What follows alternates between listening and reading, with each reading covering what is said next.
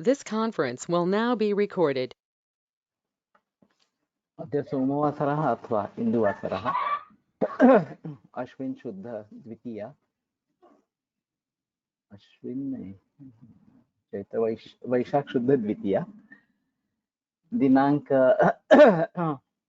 2 मे 2022 चरक विमानस्थान अध्याय 8 शंखं चक्रं जलौकां दधतमृतघटं चारुदोर्भिश्चतुर्भिः सूक्ष्मस्वच्छाभिर्द्यां शुकपरिविलसन् मौलिमं भोजनेत्रं कालाम्भोदोज्ज्वलाङ्गं कटितटविलसच्चारुपीताम्बराढ्यं वन्दे धन्वन्तरिन्दं निखिलगदवनप्रौढदावाग्निलीलम् प्रौढदावाग्निलीलम् ब्रह्मणो हि समारब्धा मात्रेयाद्येषु पूजिताम् अस्मदाचार्यपर्यन्तां वन्दे गुरुपरम्पराम् आयुर्वेदरतं वन्दे माधवाख्यं आयुर्वेदामृतं सर्वं शिष्येभ्यो यः प्रदत्तवान् द्रष्टाज्ञानी दृष्टकर्मा कृतकर्मा तथैव च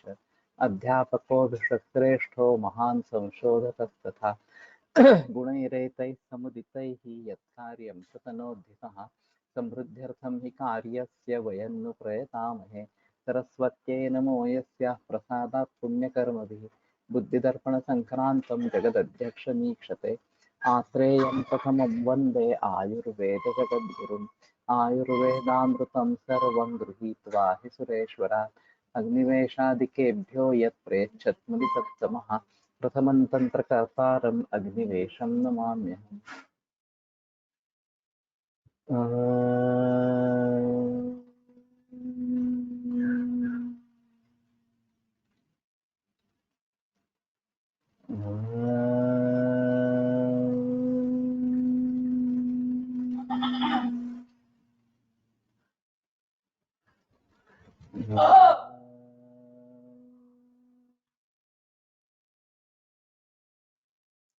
ओम शांति शांति शांति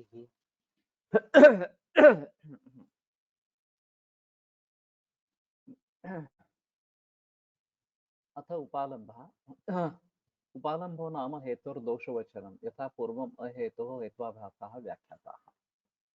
तो हेतु में दोष दिखाना ये उपालंब है। जैसे पहले अहेतु या हेत्वाभास ये बताए गए हैं। अथ परिहारः परिहारो नाम तस्यैव दोषवचनस्य परिहारः यथा नित्यम् आत्मनि शरीरस्य जीवलिङ्गानि उपलभ्यन्ते तस्य च अपगमान् नोपलभ्यन्ते तस्मात् अन्यः शरीरात् आत्मा नित्यश्च।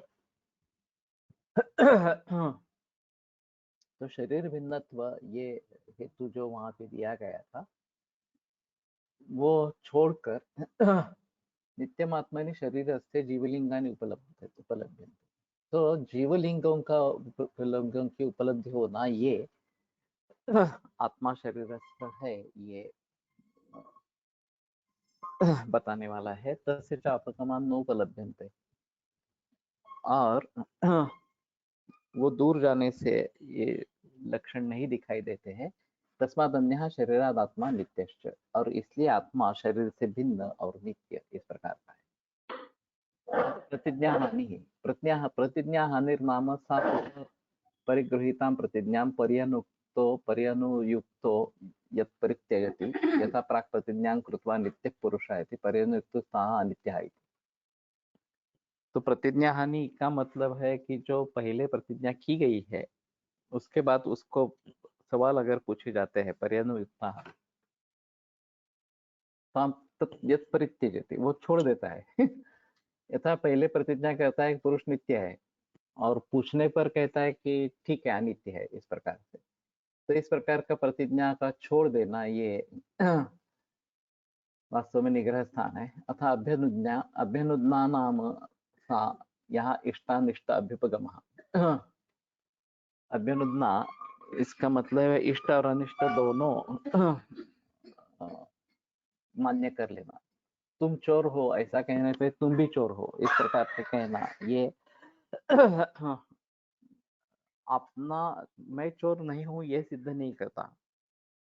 तो इष्ट के साथ अनिष्ट भी, मैं भी चोर हूँ और तुम भी चोर हो, इस प्रकार से वो हो जाता है। तो ये इष्ट अनिष्ट अभ्युपगम इस प्रकार से। अतः हित्वंतरम नाम प्रकृत हेतु वाच्य यद विकृत हेतु आह, कि जो हेतु बताना है प्रकृत का हेतु, वो छोड़ के विकृत हेतु इस प्रकार का बताते हैं, किसी दूसरे चीज का हेतु बताते हैं इस प्रकार से, या साध्याभाव सिद्ध करने वाला कोई हेतु बताते हैं, तो ये हित्वंतर इस प्रकार का हो गया, दूसरा हेतु इस प्रकार से। अतः अर्थांतरम नाम एकस्मिन् वक्तव्ये अपरम यदाह, यथा ज्वर लक्षण वाच्य प्रमेय लक्षण आह, कि जो बोलना है वो छोड़कर दूसरा ही कुछ बोल रहे हैं इस प्रकार से। ज्वर लक्षण के बारे में बताना है और प्रमेय लक्षण बता रहा है इस प्रकार से। या आपाततः ऐसे दिखता है कि ऐसा भी कई लोग करते हैं क्या इस प्रकार से, लेकिन जहाँ किसी को कुछ पता नहीं है वहां कुछ भी अगर आप बोलेंगे तो भी काम चल जाता है, ऐसा होता है। जैसे जो अच्छे ब्राह्मण नहीं है, वैदिक ब्राह्मण नहीं है, और किसी भी शादी में या उपनयन में या सत्यनारायण की पूजा में जाते हैं और कुछ भी बोलते हैं, तो उन लोगों को कुछ पता नहीं चलता क्या बोल रहे हैं, संस्कृत कुछ चल रहा है, बस उनके लिए तो संस्कृत कुछ बोल रहा है तो यही ठीक है। तो इस प्रकार से ठगा जा सकता है, तो ये बात होती है। अथ निग्रह स्थानम नाम पराजय प्राप्ति तस्य तच्च त्रिः अभिहितस्य वाक्यस्य अपरिज्ञानम परिपश्यति विज्ञानवत्याम। तो निग्रह स्थान यानी कि पराजय प्राप्ति, 3 बार बोलने के बाद अगर उसको ज्ञान नहीं हुआ, वाक्य का ज्ञान नहीं हुआ, विज्ञानवती परिषद यद्वा अननुयोज्यस्य अनुयोगः अनुयोज्यस्य च अनुनयोगः, जिसमें सवाल नहीं पूछना चाहिए उसमें सवाल पूछा जाए, या जो फिर सवाल पूछने लायक है उसमें सवाल नहीं पूछा जाए। प्रतिज्ञा हानि अभ्यनुज्ञा कालातीत वचनम अहेतु न्यूनम अधिकम व्यर्थम अनर्थकम पुनरुक्तम द्विरुक्तम हेत्वंतरम अर्थांतरं च निग्रह स्थानम। तो इन सभी के जरिए पराजय की प्राप्ति इस प्रकार की हो जाती है, और आगे वो कुछ नहीं बोल रहा तो उसका पराजय हो गया इस प्रकार का समझा जाता है। इति वादमार्ग पदानि यथोद्देशम अभिनिर्दिष्टानि भवन्ति। तो जैसे उद्देश्य किया था कि ये वादमार्ग पद है, तो उन सभी के बारे में बताया गया। वादस्तु खलु विशेषं प्रवर्तमानो प्रवर्तेत आयुर्वेद एव न अन्यत्। तो वाद जो वैद्यों का होना चाहिए वो केवल आयुर्वेद में ही होना है, दूसरे किसी विषय के बारे में नहीं होना है। तो ये भी एक महत्वपूर्ण मुद्दा है कि कई जगह दूसरे ही कुछ विषयों के बारे में इस प्रकार की चर्चा होती रहती है और वो ऐसे ही भेजती रहती है।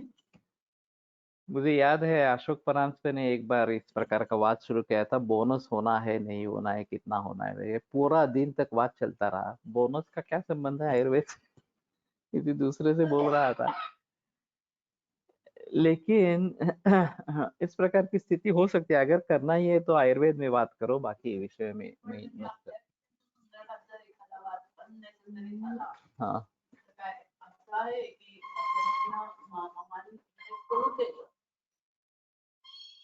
ऐसा है कि हम आयुर्वेद के बारे में बात कर रहे हैं तो आयुर्वेद के बारे में ही वाद होगा। जो भी कुछ करना है।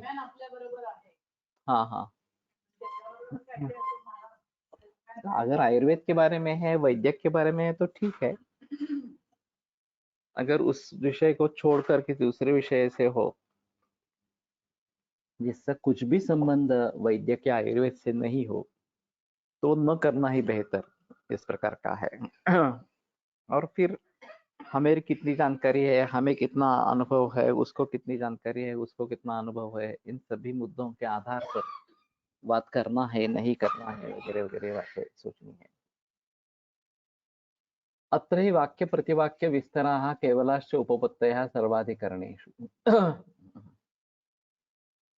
तो वाक्य और प्रतिवाक्य उसके विस्तर और केवल उसके बारे में उपपत्ति सर्व अधिकरणों के बारे में होनी चाहिए। ता सर्वः समवेक्ष अवेक्ष सर्वं वाक्यं ब्रूयात् न अप्रकृत कम शास्त्रम अपरीक्षितम असाधकम आकुलम अव्यापकम वा। तो उन्हीं सभी को देखते हुए सभी वाक्य पूरा वाक्य बोलना चाहिए। न अप्रकृतम, जो जिसमें प्रस्तुत नहीं है वो नहीं बोलना है। अशास्त्रम, जो शास्त्र नहीं है वो नहीं बोलना है। अपरीक्षितम, जिसकी परीक्षा नहीं की है वो नहीं बोलना है। असाधकम, जो सिद्ध करने वाला नहीं है, हेतु नहीं है। अव्याकुलम, असाधकम आकुलम अव्यापकम वा। आकुल या अव्यापक इस प्रकार का नहीं बोलना चाहिए। अभी ऐसा होता है कि इस प्रकार से अगर हम बोलते हैं तो निग्रह स्थान की प्राप्ति हो सकती है, निग्रह पराजय हो सकता है।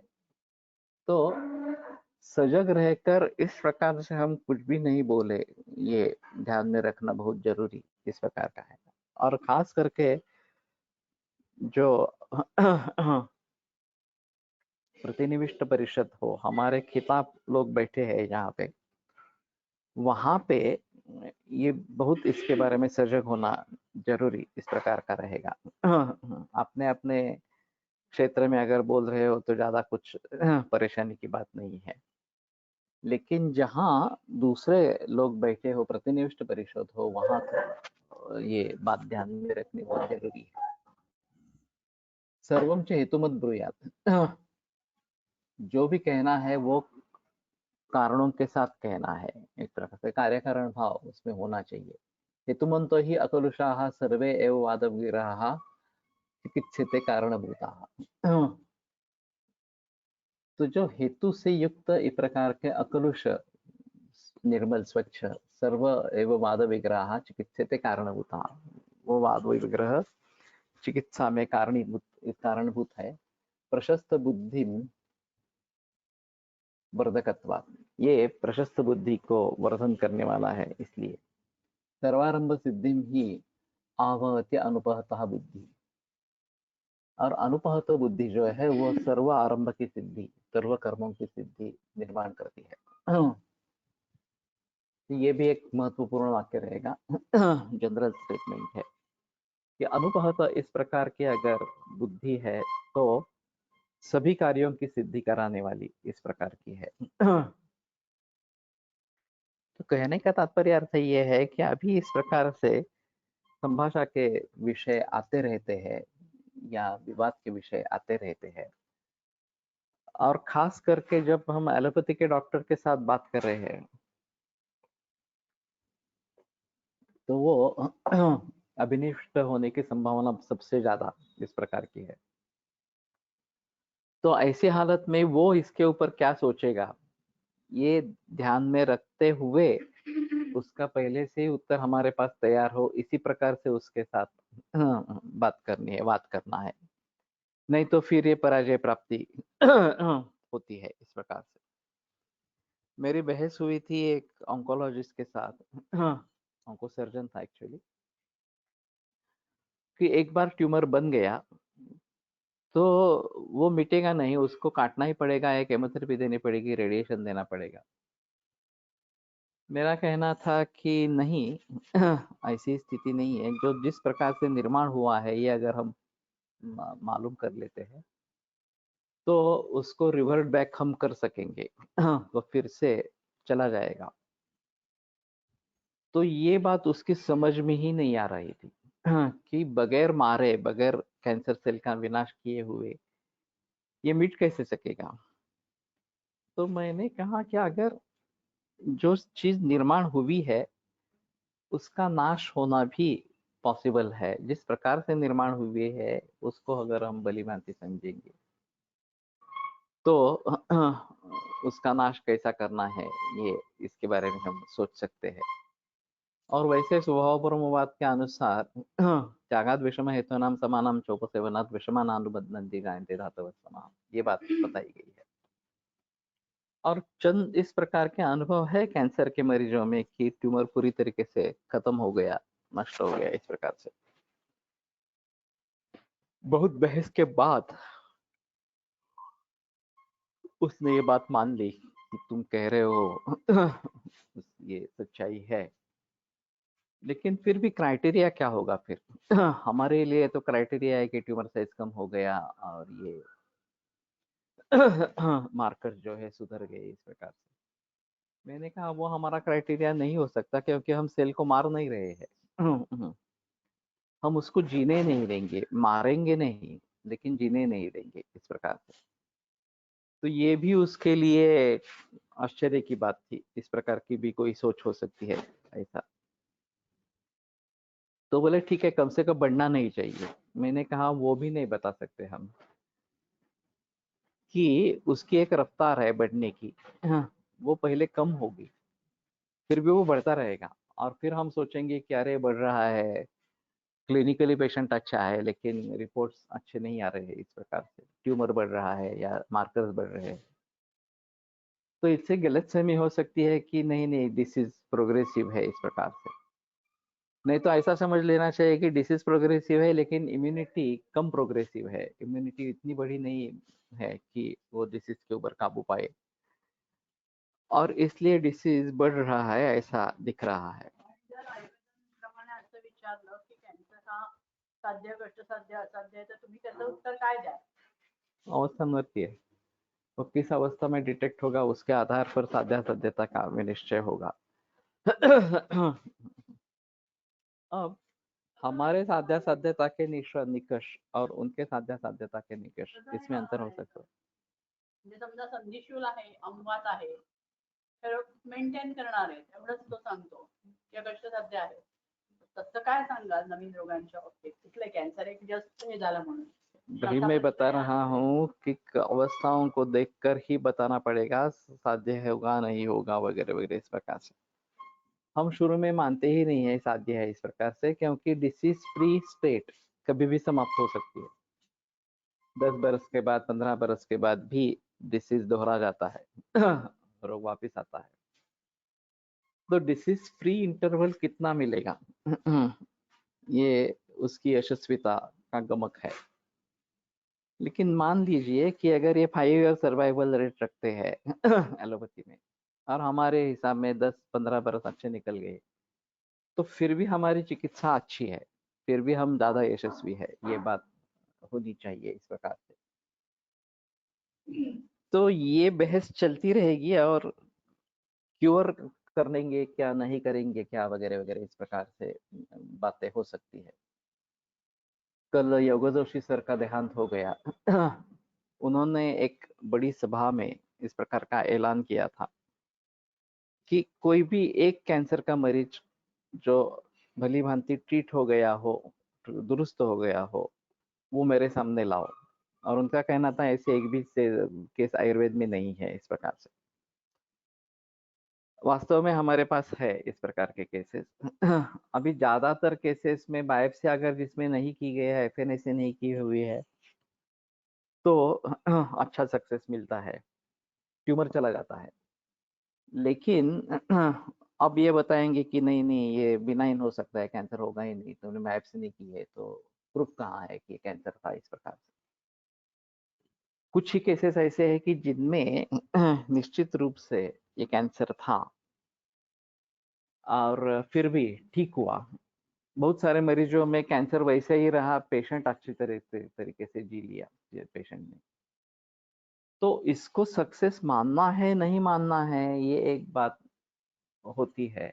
और मैं समझता हूँ कि एलोपैथी के दृष्टि से देखा जाए तो ये सक्सेस बेहतरीन सक्सेस है, उसमें कोई संदेह की बात नहीं है। अब जिसमें बायोप्सी एफएनएफसी हुई ही नहीं है, वो कैंसर था या नहीं था, ये कुछ इन्वेस्टिगेशंस के जरिए या फिर ब्लड टेस्ट के जरिए डिसाइड कर सकते हैं कुछ हद तक। लेकिन एलोपैथी वाले मानते नहीं है, वो बोलते हैं बायोप्सी का ही प्रूफ होना चाहिए, एफएनएसी का प्रूफ होना चाहिए, तभी हम मानेंगे। रिपोर्ट्स आपके कितने भी खराब हो, फिर भी जब तक ये प्रूफ नहीं है तब तक हम नहीं मानेंगे। तो छोड़ दो, इसमें बहस करने की कोई बात नहीं है। जब ऐसा हो जाएगा कि इस प्रकार के मरीज आयुर्वेद में अच्छी तरीके से ठीक हो रहे हैं, तो मरीज अपने पास खुद आ जाएंगे एलोपैथी को छोड़ के। तो हमारा मकसद पेशेंट को ठीक करना है। मैंने कैंसर ठीक किया या बिनाइन ट्यूमर था वो ठीक किया, उसमें मुझे कोई दिलचस्पी नहीं है। पेशेंट ठीक होना चाहिए इस प्रकार से। तो कहने का तात्पर्य अर्थ ये है कि एविडेंस बेस्ड मेडिसिन ये अभी एलोपैथी का बोलबाला है, और उनका कहना है कि उनका एविडेंस बेस्ड मेडिसिन है। एविडेंस ये कहता है कि केमोथेरेपी का सक्सेस रेट अमेरिका में 2.1% और ऑस्ट्रेलिया में 2.3% इतना ही है। तो लाओ ना ये एविडेंस लोगों के सामने, पूरे समाज के सामने, और ठुकरा दो केमोथेरेपी को। इतने कम इस प्रकार से सक्सेस रेट होने पर भी केमोथेरेपी क्यों चल रही है फिर? अगर आपका मेडिसिन एविडेंस बेस्ड है, तो ये एविडेंस कहता है कि केमोथेरेपी को कोई रोल नहीं है, उसका तो ज्यादा नुकसान करने वाला इस प्रकार का रोल है, तो छोड़ दो केमोथेरेपी। अभी बात ऐसी है कि इसको अगर हम ज्यादा पब्लिसिटी दे देंगे तो लोगों के लिए कोई चारा नहीं रहेगा। क्योंकि आज दूसरा कुछ मालूम ही नहीं है। एलोपैथी को छोड़ देंगे और बाकी कुछ भी नहीं करेंगे तो वैसे ही लोग मरेंगे इस प्रकार से। फिर भी अच्छी हालत में मरेंगे। अगर केमोथेरेपी नहीं करेंगे तो अच्छी हालत में मरेंगे। तो कहने का तात्पर्य अर्थ ये है कि एविडेंस बेस्ड मेडिसिन के बारे में हमें एक ऐसा करना पड़ेगा कि जब आयुर्वेद वैद्यों की संख्या उतनी उभर आएगी कि जो रिप्लेस कर सके एलोपैथी को, तो हम उनको बोलेंगे कि ठीक है, एविडेंस बेस्ड ऐसा है कि आप केमोथेरेपी मत करो, केमोथेरेपी का कुछ फायदा नहीं है, उससे नुकसान ज्यादा है इस प्रकार से। और वो मानना पड़ेगा, अगर वो एविडेंस बेस्ड पर चल रहे हैं तो उनको ये मानना पड़ेगा कि ठीक है, एविडेंस उनके खिलाफ है। अभी लोग समझते हैं कि आयुर्वेद के पास कोई एविडेंसेस नहीं है और इसलिए आयुर्वेद आगे नहीं जा रहा वगैरह वगैरह इस प्रकार से। तो अभी वो बात नहीं रही। सभी वैद्यों के पास एविडेंसेस है, सभी इकट्ठा करते रहते हैं रिपोर्ट, जो है वो जो भी हो, बड़ा हो, कम हुआ हो, स्टेटस को हो, जो भी है वो रिपोर्ट्स इकट्ठा करते रहते हैं।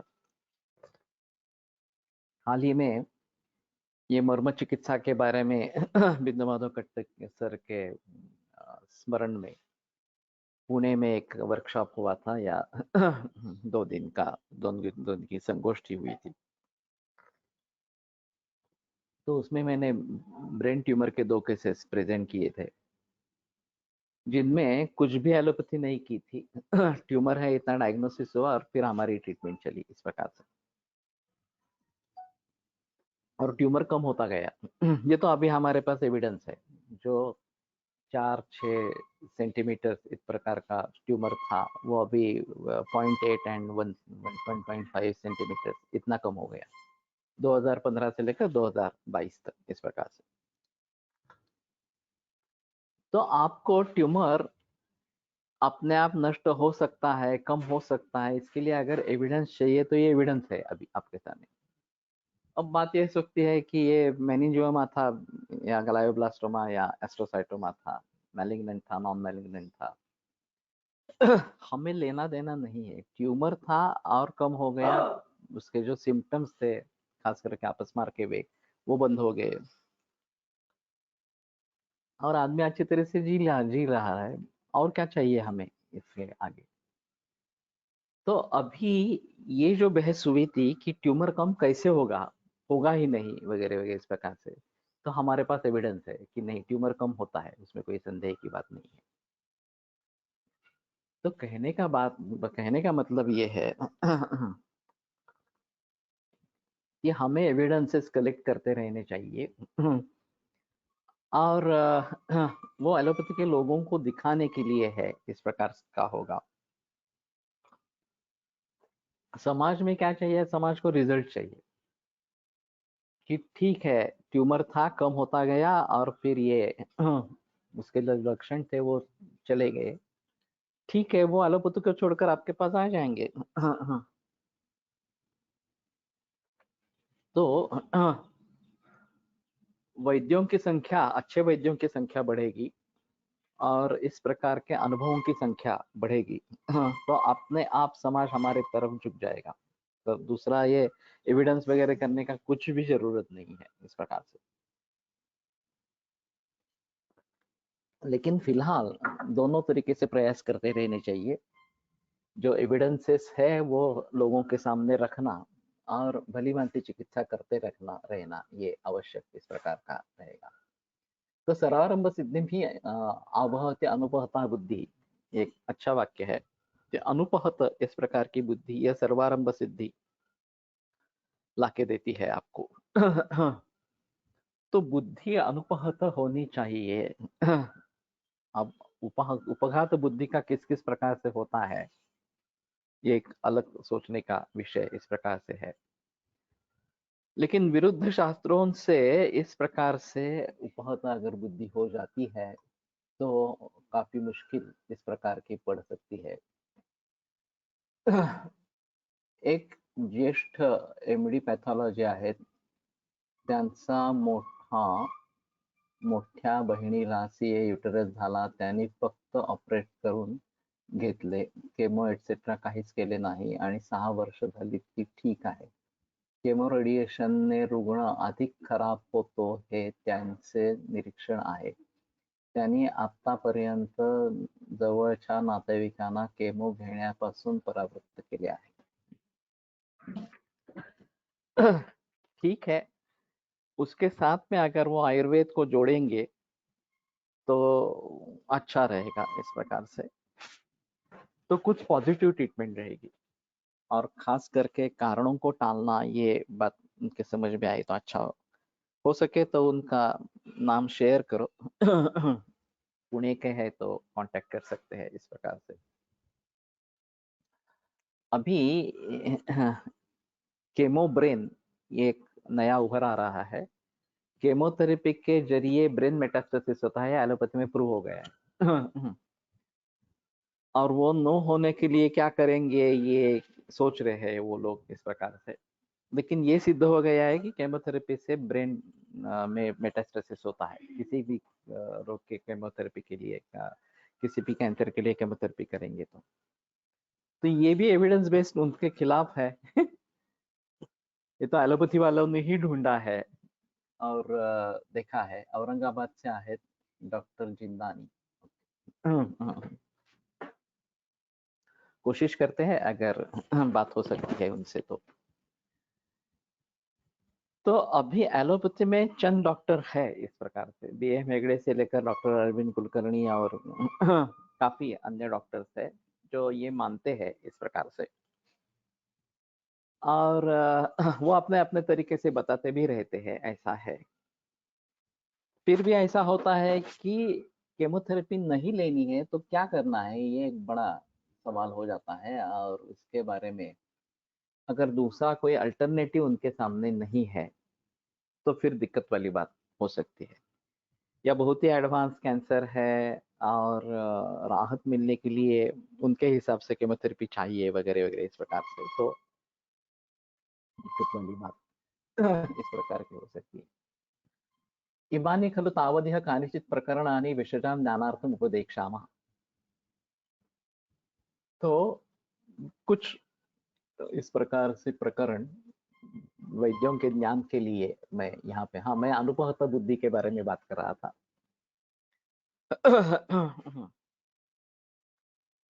योगा जोशी सर से बहस एक बार हुई थी और एकम शास्त्रम अधियानो न विद्यात् शास्त्र निश्चयम् तस्मात् बहुश्रुतः शास्त्रम विजानीयात् चिकित्सकः। तो उनका स्पष्ट रूप से कहना था कि इस सूत्र के आधार पर आयुर्वेद के छात्रों को एलोपैथी सीखना जरूरी है, अनिवार्य है, उसके बगैर वो आयुर्वेद समझ नहीं पाएंगे। तो मैंने कहा सर ऐसा है कि सुश्रुताचार्य ने जब सूत्र लिखा तब तो एलोपैथी थी नहीं, तो सुश्रुताचार्य के मत के अनुसार ये होना ही नहीं है, लॉजिकली पॉसिबल ही नहीं है। तो बोले कि ठीक है, लेकिन आज के जमाने में हम सीख रहे हैं तो आज के जमाने में जो अन्य शास्त्र प्रचलन में उनके बारे में हमें सोचना चाहिए। मैंने कहा उसमें भी मेरे दो सवाल है। एक तो सिर्फ एलोपैथी ही क्यों, हमें होम्योपैथी, चाइनीज जो भी अवेलेबल है, रेकी, प्राणिक जो भी है वो सीखना चाहिए इस प्रकार से। और दूसरी बात ऐसी है कि सिर्फ हमें ही क्यों सीखना है, एलोपैथी के डॉक्टर को भी आयुर्वेद, होम्योपैथी, चाइनीज ये सब सीखना चाहिए। तो गुस्सा हो गए, बोले वो भूल कर रहे हैं तो हम भी भूल करेंगे क्या? मैंने कहा वो समझते नहीं है कि वो भूल कर रहे हैं। वो समझते हैं कि उनका शास्त्र उनके लिए काफी है और कुछ सीखने की जरूरत नहीं है। हमें ही ऐसा लगता है कि हमारा शास्त्र काफी नहीं है और इसके लिए दूसरे शास्त्रों की सहायता लेना जरूरी है इस प्रकार से। एक इंफीरियरिटी कॉम्प्लेक्स हमें है और एक सुपीरियरिटी कॉम्प्लेक्स एलोपैथी वाले लोगों के मन में है। तो जब तक ये अंतर मिटेगा नहीं तब तक लोग ऐसा ही मानते रहेंगे कि इंटीग्रेशन होना ही है और एलोपैथी सीखनी ही है वगैरह वगैरह इस प्रकार से। मैं मानता हूँ कि मानवीय जीवन को मर्यादाएं हैं। हम ज्यादा से ज्यादा कितना जी पाएंगे, 70, 80, 90, उससे तो ज्यादा नहीं टिक पाएंगे। एक्टिव कालावधि कितना कब तक रहेगा? 70, 75, 80, 85, उससे ज्यादा भी नहीं रहेगा इस प्रकार का। और अगर हम एलोपैथी सीखना आरंभ करते हैं, एलोपैथी में समय देते हैं, तो आयुर्वेद में समय कहाँ से देंगे? हमारा समय सीमित है। तो अगर एलोपैथी सीखने में हम हमारा समय गंवाते हैं तो आयुर्वेद कौन सीखेगा? और हमारा कर्तव्य है कि हमें आयुर्वेद सीखना चाहिए इस प्रकार से। तो मैं मानता हूँ कि अगर आपको एलोपैथी की जरूरत पड़े तो एलोपैथी के जो कंसल्टेंट्स है उनकी सहायता ले ले। अगर ऐसा लगता है कि ये केस मैं हैंडल कर रहा हूँ लेकिन ठीक तरीके से रिजल्ट आ नहीं रहे हैं और पेशेंट दिन ब दिन बिगड़ता ही जा रहा है इस प्रकार से, तो एलोपैथी में अगर कुछ पॉसिबल है तो भेज के देखो एलोपैथी डॉक्टर के पास। अगर उनके आसपास कुछ इलाज है, ऐसी तो स्थिति नहीं होती, जनरली वो सब करके हमारे पास आते हैं, तो दूसरा चारा नहीं रहता, एलोपैथी में कुछ करने लायक है ऐसी स्थिति नहीं रहती। फिर भी मरीजों के रिश्तेदारों का कहना होता है कि सलाइन लगाएंगे, ऑक्सीजन लगाएंगे।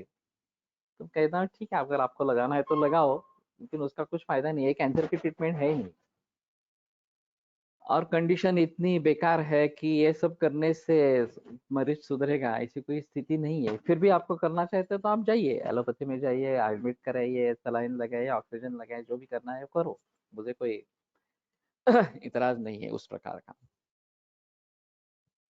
तो अगर एलोपैथी की सहायता लेनी है तो एलोपैथी के डॉक्टर की सहायता ले लो, कहीं एडमिट करना है तो करो, लेकिन खुद एलोपैथी मत करो। मैं खुद ही एलोपैथी देने आरंभ करूंगा, ये बात गलत है। मैं दूंगा वो आयुर्वेद ही दूंगा। अगर ऐसी स्थिति होगी कि मुझसे हो नहीं रहा है, एलोपैथी के डॉक्टर के पास भेजूंगा, वो भी जो जो भी ट्रीटमेंट देगी वो हम दे सकेंगे, उसमें कोई प्रॉब्लम इस प्रकार की नहीं है। और ये नौबत खास करके वैद्य, उनके परिवार के सदस्य, इनके बारे में बहुत बड़ी होती है। क्योंकि जब हम सीनियर हो जाते हैं तब ऐसा लगता है कि अगर मुझे कुछ हो गया तो मैं किसके पास जाऊं? अगर कोई सीनियर आगे नहीं है उनसे ऊपर इस प्रकार से, तो दूसरा कोई चारा नहीं है, छात्रों के पास ही जाना पड़ेगा, शिष्यों के पास जाना पड़ेगा। तो उनमें पूरा विश्वास रख के जाना चाहिए। फिर उसमें हमें सोचना नहीं है इसने ये दवा दी है, इससे क्या होने वाला है वगैरह वगैरह, इसका निदान क्या किया है उसने, मेरा निदान क्या किया है, और फिर उसके बारे में चिकित्सा कैसे कर रहे हैं वगैरह वगैरह।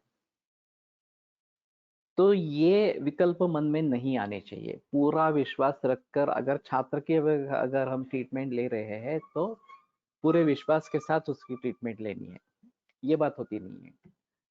और फिर हम सीधे एलोपैथी में चले जाते हैं। फिर वैद्य और बाकी लोग भी निंदा करते हैं, क्या है आपने इतने बरस केवल आयुर्वेद आयुर्वेद किया और अंत में आप भी एलोपैथी में चले गए इस प्रकार से।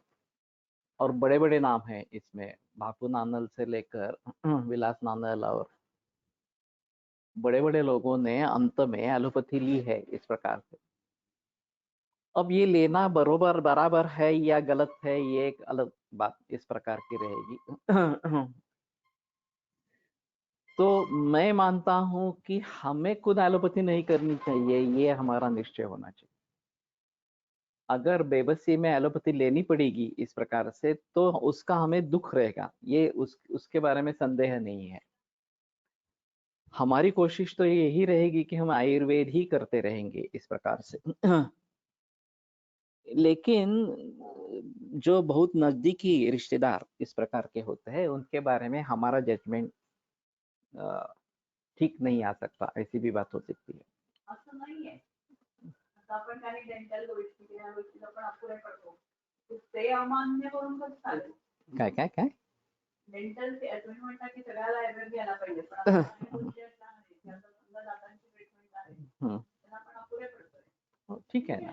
मान्य करा। ये डेंटल ट्रीटमेंट या कान के बारे में अगर कुछ इमरजेंसी आ जाती है, तो हमें बेबसी में एलोपैथी में जाना पड़ता है। लेकिन मैं जो बात कर रहा हूँ वो काय चिकित्सा की बात कर रहा हूँ, यह अलग चीज है। या फिर गायनाकोलॉजी में सिजेरियन करना पड़ता है, तो हमारे लिए दुख की बात है कि ज्यादा से ज्यादा हम सिजेरियन टालने की कोशिश करेंगे, नॉर्मल डिलीवरी के लिए बारे में कोशिश करेंगे। लेकिन जो हमारे हाथ में नहीं है उसके बारे में सोचना नहीं है। लेकिन काय चिकित्सा में खास करके अगर ऐसी नौबत आती है कि हमारा अधिकार उसमें ज्यादा है, एलोपैथी में उसमें ज्यादा कुछ है नहीं, फिर भी हमें बेबस होकर एलोपैथी में अगर जाना पड़ा, ट्रीटमेंट लेनी पड़ेगी इस प्रकार से, तो ये दुख की बात है, उसमें कोई संदेह नहीं है।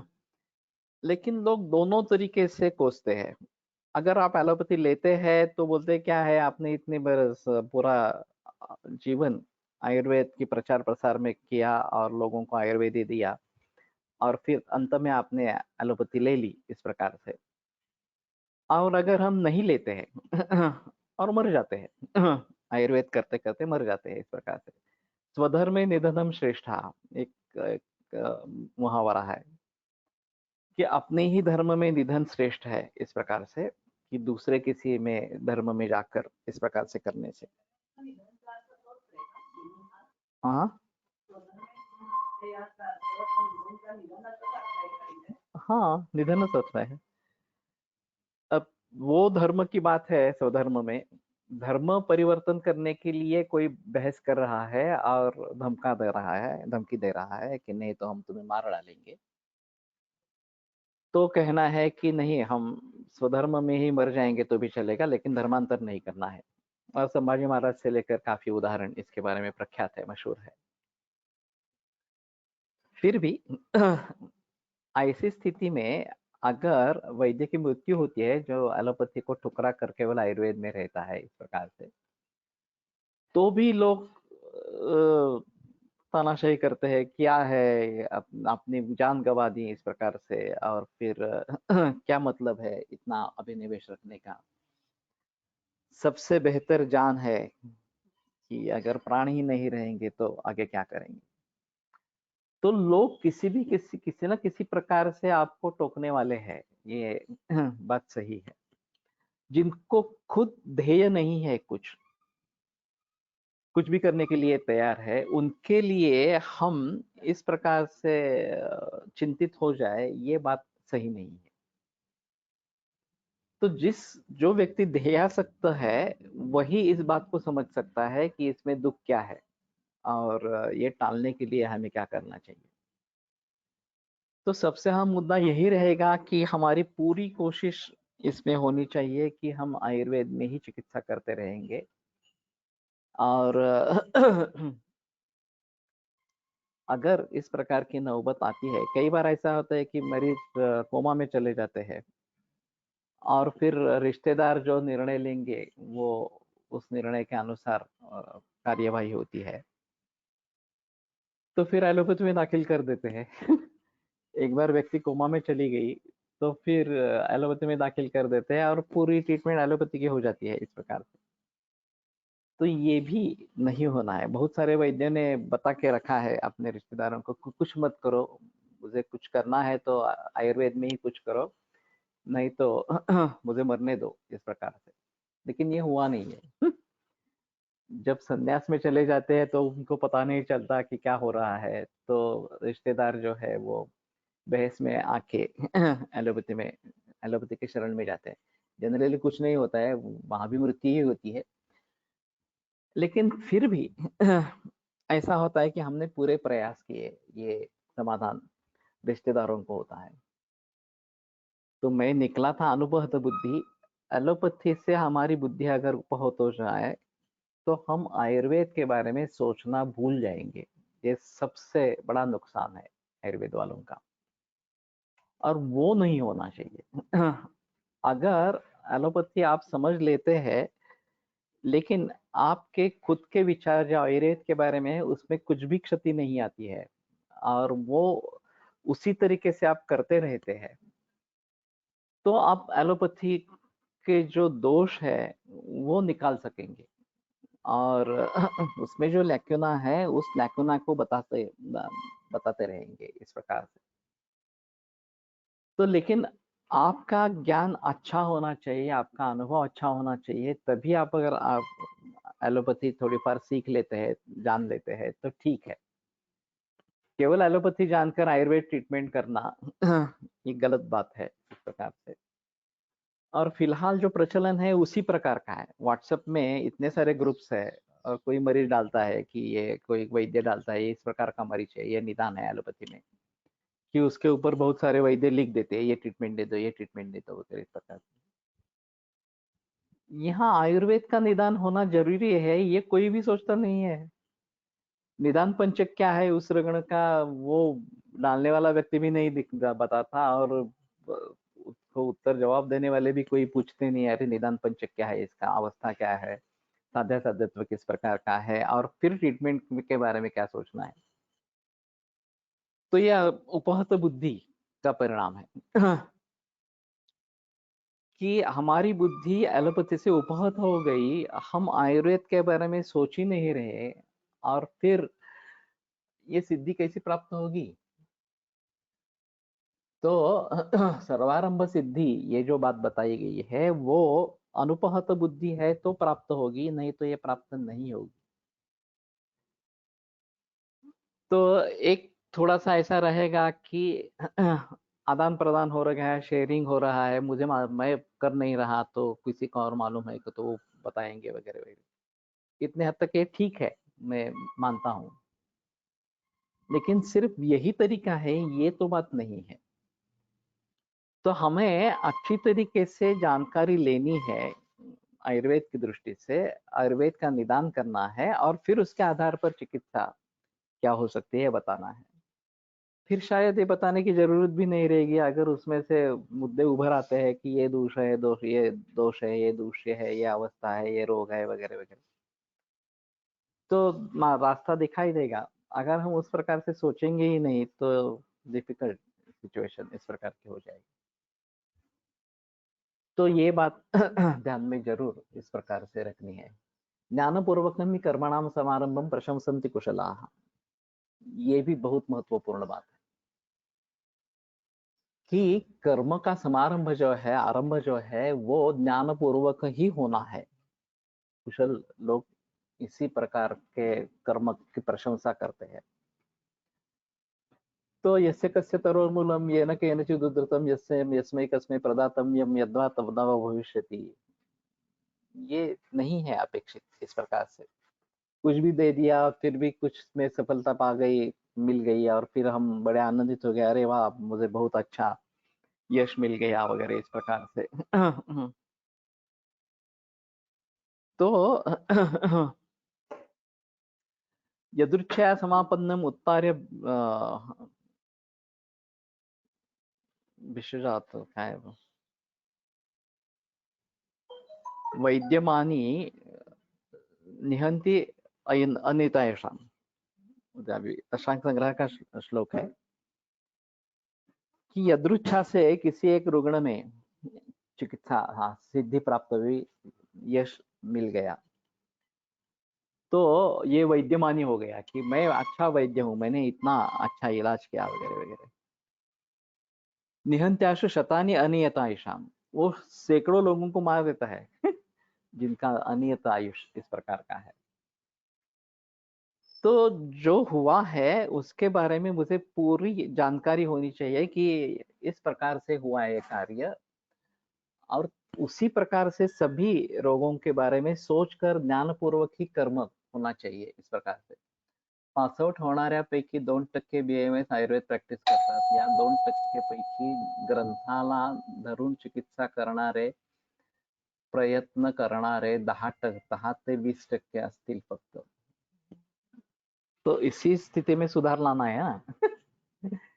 ये तो है, मालूम है इस प्रकार से.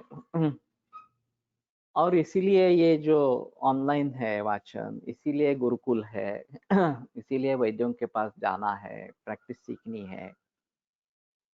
तभी इसमें परिवर्तन आएगा. ये 2% से 4%, 5% हो गए, 10% हो गए, इस प्रकार से अगर बढ़ेंगे तो सुधार आएगा इस प्रकार से. तो कहने का तात्पर्य अर्थ ये है कि यादृच्छिक सिद्धि का कोई मतलब नहीं है. किसी एक व्यक्ति के बारे में इस प्रकार से कर दिया तो हम समझने लगेंगे कि अरे हम अच्छे, बहुत अच्छे वैद्य है वगैरह इस प्रकार से. लेकिन ये सही नहीं बात है. एक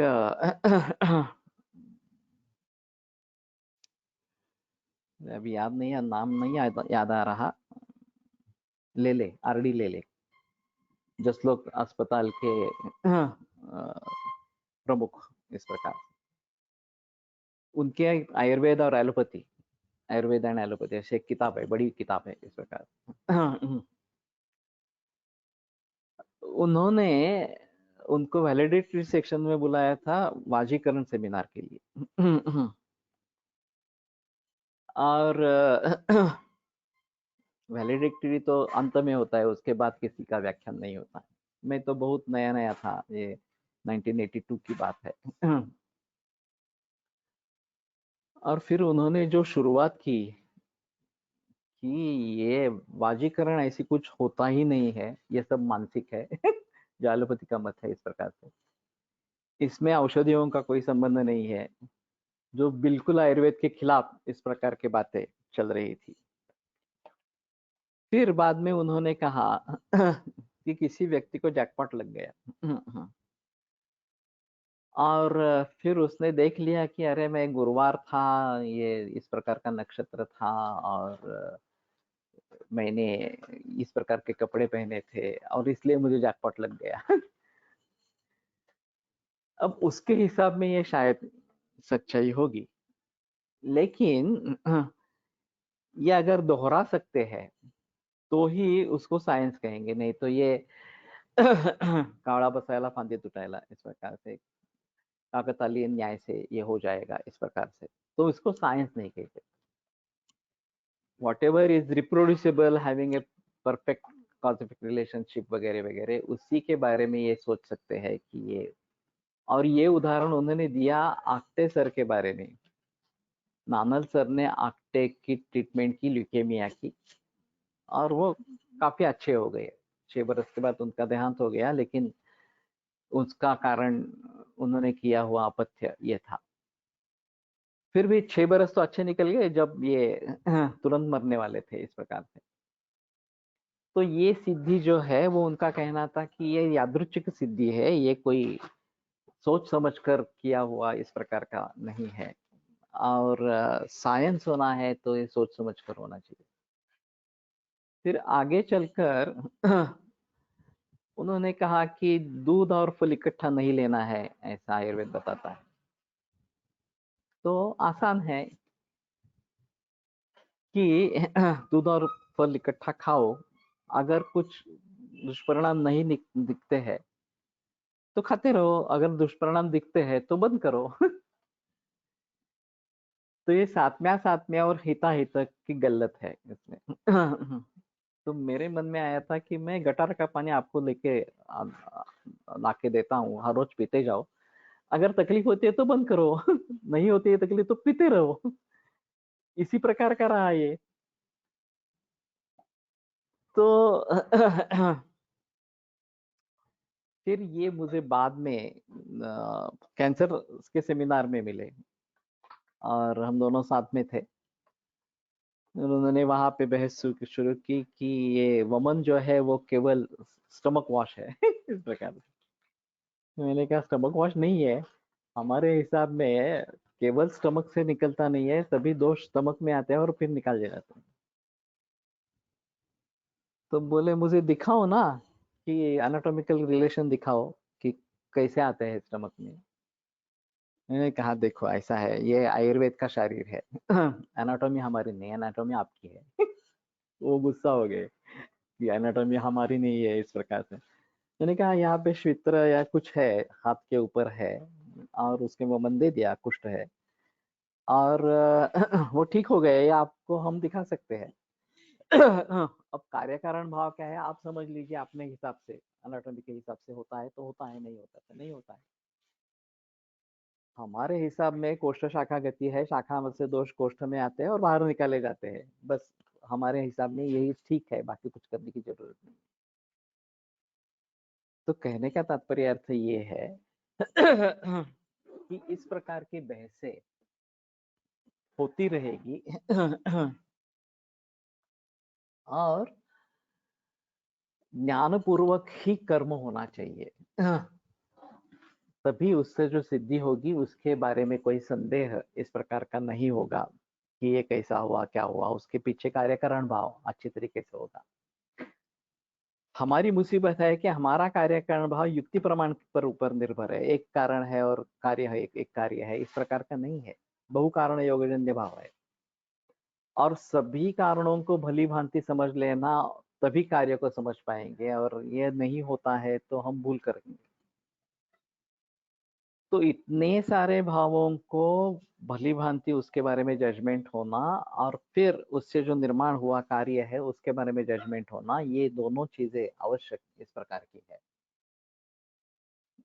और ये मुश्किल है काफी इस प्रकार से बता देना तो कहने का तात्पर्य है कि हमें ज्ञान पूर्वक ही कर्म करना है। रोगमादौ परीक्षेत ततोनंतरम औषधं ततः कर्म विषक पश्चात ज्ञानपूर्वम समाचरेत। ज्ञानपूर्वम क्यों आया अगर हम किसी को कुछ दवा देते हैं उसको फायदा हो जाता है तो ठीक है ना, मैं ये सोच समझ कर दे रहा हूं, ऐसा करने की क्या जरूरत? तो जरूरत है इसमें मैं ये दवा दे रहा हूँ, ये इतने प्रमाण में इस प्रकार के दोष का हरण करेगा या शमन करेगा वगैरह, ये सब मुझे पहले ज्ञान होना चाहिए औषध देने से पहले। एतावंतम दोषम अपकर्षति उपशमयति वा, इस प्रकार से और आगे इसी अध्याय में आगे आएगा। तो ये मुझे पहले से ही ज्ञान है तस्मिन् प्रतिकारार्थ इयं प्रवृत्ति इयं वा निवृत्ति, ये भी ज्ञान है। ये इस प्रकार का व्याधि है, असाध्य अवस्था है तो निवृत्ति है, मैं चिकित्सा नहीं देने जा रहा हूँ, या प्रवृत्ति है कि ये ठीक होगा इसलिए मैं चिकित्सा देने जा रहा हूँ। तो मुझे ज्ञान है और ज्ञान के आधार पर ही मैं काम कर रहा हूँ, ये होना बहुत जरूरी इस प्रकार का होगा। और जब तक ये बात नहीं होगी तब तक उसमें गलतियां होने की संभावना रहेगी, फिर लोगों को अवसर मिलेगा आपको बताने के लिए कि देखो ये साइंस नहीं है, ये यहाँ सिद्ध नहीं हो रहा है वगैरह वगैरह इस प्रकार से। तो अच्छी तरीके से ज्ञान होना ये काफी मुश्किल है। विपुल विपुल बुद्धि बुद्धि माकुली कुर्यु किम पुनः अल्प बुद्धे, और ये आत्रेय अग्निवेश को बता रहे हैं कि दोष दोष वगैरह सभी जो है वो बहुत गहन विषय इस प्रकार के है, और विमल बुद्धि विपुल बुद्धि है उसको, उस छात्र को भी आकुल बुद्धि कर देंगे, तो अल्प बुद्धि वालों की क्या कथा। लेकिन फिर भी जो सत्य स्थिति है वो है हमें इसी मार्ग पर आगे चलना है। ये सभी स्थिति होने के बावजूद भी हमें भली भांति समझ लेना है और ज्ञानपूर्वक ही चिकित्सा करनी है। केवल ऐसा कुछ हो सकता है ऐसा करके चिकित्सा दे देंगे, ये अपेक्षित इस प्रकार का नहीं है। तो ठीक है इसके बारे में बहस होती रहेगी, लेकिन ये ज्ञानपूर्वकम ही कर्मणाम समारंभम प्रशंसन्ति कुशलाः, ये एक अहम वाक्य इस प्रकार का रहेगा। आज यही रुकते हैं, कल और परसों मैं गुरुकुल में रहूंगा तो नहीं होगा, गुरुवार को फिर से हम मिलेंगे। आयुर्वेद प्रकांडो निगदित इह हि शल्यतंत्र प्रधानः शिष्येभ्यः शाश्वतोऽयं निखिल जन कृपा व्याप्तचित्तेन येन आयुर्वेदस्य वाञ्छन् पुनरपि भुवने ताञ्च सुष्ठु प्रतिष्ठां श्रेष्ठं धन्वन्तरिं तं प्रणमति च सदा वैद्यवर्गो हि नूनं वैद्यवर्गो हि नूनम्।